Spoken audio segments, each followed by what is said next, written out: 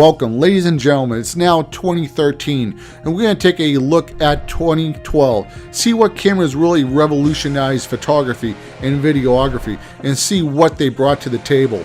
So let's take a look at number 10. Coming in at number 10 is the Pentax K30. Now, the Pentax series has been a little lackluster in the video department. However, the K30 does bump it up by offering different frame rates such as 24p, 25 frames per second, and also 60 frames per second. However, Pentax hasn't really updated the codec in the Pentax series. Is still working with motion JPEG. Now, if you want to watch the review of the Pentax K30, simply click on the annotation in this video and bring you over to the camera store, or simply click on the link in the description box of this video. Number 9, the Sony A99, with an amazing, funny, Chinese-British review from Digital Rev TV. Now, what do we like about the Sony A99? Well, it's the first full-frame camera from Sony that can shoot video. Also has a normal hot shoot. What's really good about investing into Sony lenses? Well, you can have autofocus with their professional camcorders, such as the SD1 If you want to check out the review of the Sony A99, simply click on the annotation in this video, or simply just click on the link in the description box of this video. And believe me, there are Chinese people with British accents. Coming in at number 8 is the Canon 5D Mach III. And from a video standpoint, Canon has done some pretty good improvements on this model, such as adding an anti-aliasing filter so you don't get the ugly LSD moiré issue and also the aliasing issue. Canon has also updated the codec with an extremely high bitrate, racking in around 90 megabits per second. Now, where the Canon 5D Mark III somewhat does fail is in the photography department.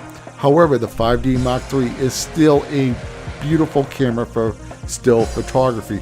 It's just not as good as some of the competitors that are coming out right now, especially from Nikon. Now, if you would like to see this video, simply click on the annotation in this video, or click on the link in the description box of this video. Coming in at number 7 is the Leica M Monochrome digital camera. This camera is packing a whopping 18 megapixel. However, since it's only black and white, it is a lot sharper than any color camera that also sports 18 megapixel. This camera goes for $8,000, and Leica has been so kind to remove the array filter. The array filter is what gives the camera the digital information to determine what shades of white, black, and gray will be color. So technically, all digital cameras actually take black and white photographs, but they can determine what a color is by the shades of grays and whites and blacks and so on. Now, if you would like to see this review, simply click on the annotation in this video, or simply click on the link in the description box of this video. Coming in at number 6 is the Olympus Micro Four Thirds camera, the OMD black version. Also, Olympus also has a silver version, and that is the OMD 5. Exactly the same two cameras, just different colors. Julio here is a professional photographer from Florida who used to shoot a Canon 5D Mark II, really didn't like the size and the extra bulk that a full-frame camera has from Canon or Nikon, and made the switch to Olympus Micro Four Thirds. Also, Panasonic cameras are also Micro Four Thirds, and the lenses are backwards compatible. You can use Panasonic on Olympus, you can use Olympus on Panasonic.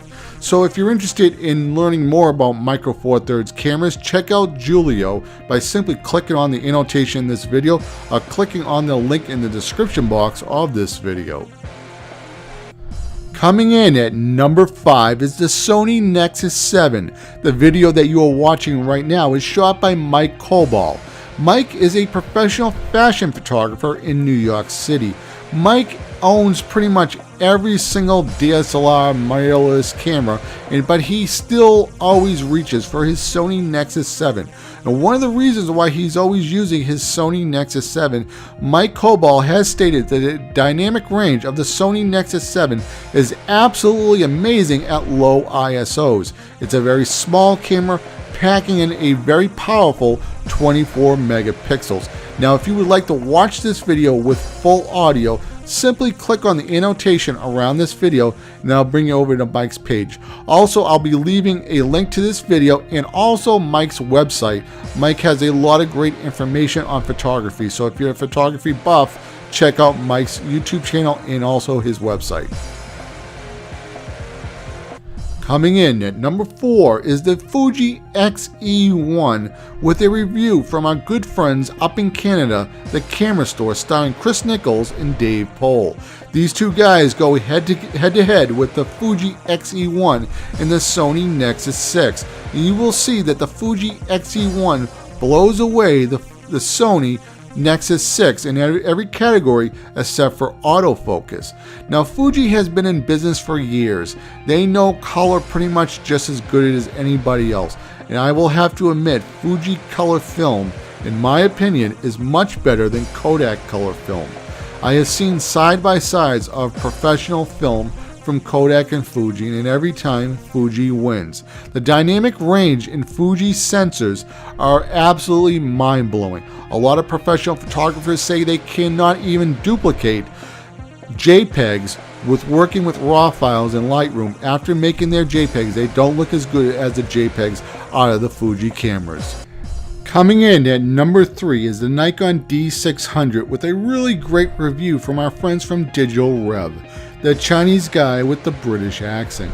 The reason why the Nikon D600 beat out the Canon 6D, even though the Canon 6D does have better low light, the Nikon D600 has 2 SD card slots, HDMI out, an amazing dynamic range, and a couple more megapixels. Now, if you're really interested in watching this review, just click on the annotation in this video. It'll bring you right over to the video with Kyle, the crazy guy from Britain that reviews cameras in Hong Kong, or simply just click on the link in the description box. Coming in at number 2 is the Sigma DP1. Now, I have to admit, Sigma has pretty much been off my radar when it comes to cameras, but thankfully the guys at the Camera Store decided to do a review on this camera, and it completely opened up my eyes. Now, the Sigma DP1 isn't a perfect camera for everybody, but it is actually an amazing camera for you landscape guys. The technology in the sensor from Sigma is absolutely mind-blowing. You know, for having a small camera that can rival the Nikon D800 is absolutely amazing. So what I'm going to do is leave a link to this video. You can simply click on the annotation or the link in the description box. Also, another review from a Digital Camera World who goes in a little bit more in depth in how this sensor works. Coming in at number 1 is the Nikon D800. Even though the Sigma DP1 does come pretty close to the Nikon D800 under certain circumstances, the Sigma DP1 is still not as good as the Nikon D800. The Nikon D800 is sporting a 36 megapixel sensor from Sony. Sony themselves does not even have one camera with a 36 megapixel sensor. And one of the reasons because of that is because of their SLT cameras, you know, their alpha lenses and cameras. It would be pretty expensive to build a 36 megapixel camera like that with an LCD or OLD viewfinder and so on. But if you want to see more about the Nikon D800, simply click on Kevin Good's video. He does an amazing side-by-side comparison of the Nikon D800 for photography and stills with the Canon 5D Mach III, also for photography and stills. And if you enjoyed this video, please let me know in the comments below. Take care, guys. Later, guys. Bye.